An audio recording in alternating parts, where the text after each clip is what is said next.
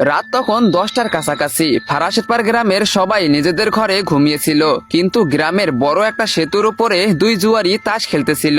একজনের নাম ছিল লাবিব আর অন্যজনের নাম ছিল স্বাধীন। অনেকক্ষণ জুয়া খেলার পর স্বাধীন কোনোভাবে লাবিবকে হারিয়ে দেয় এবং জোরে জোরে হাসতে শুরু করে। কি রে লাবিব, তুই তো একেবারে বাচ্চা বের হলি, এত তাড়াতাড়ি 1 লাখ টাকা হেরে গেলি। চল ভাই, আমার টাকা তাড়াতাড়ি দে।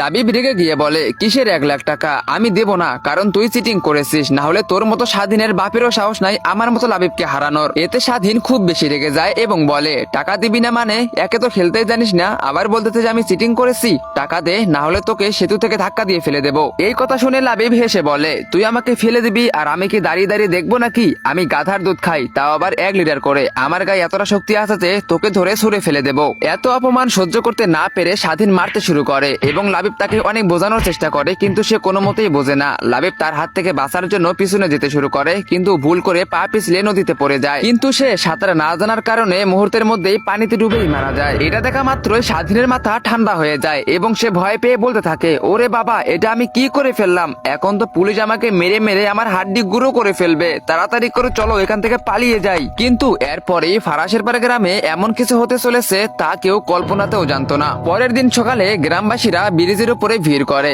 কারণ ব্রিজের উপর থেকে স্পষ্ট দেখা যাইতেছিল যে পানিতে লাবিবের লাশ ভেসে বেড়াইতেছিল। তো গাইস, এরপরে কি হতে চলেছে তোমরা সেটা দেখতে পারবে পার্ট 2 তে। পার্ট 2 দেখতে চাইলে ভিডিওতে লাইক করে চ্যানেলটিকে সাবস্ক্রাইব করে দাও, আর টিকটক ফেসবুক থেকে দেখে থাকলে ফলো করে দাও, আর অবশ্যই কমেন্ট বক্সে কমেন্ট করো পার্ট 2।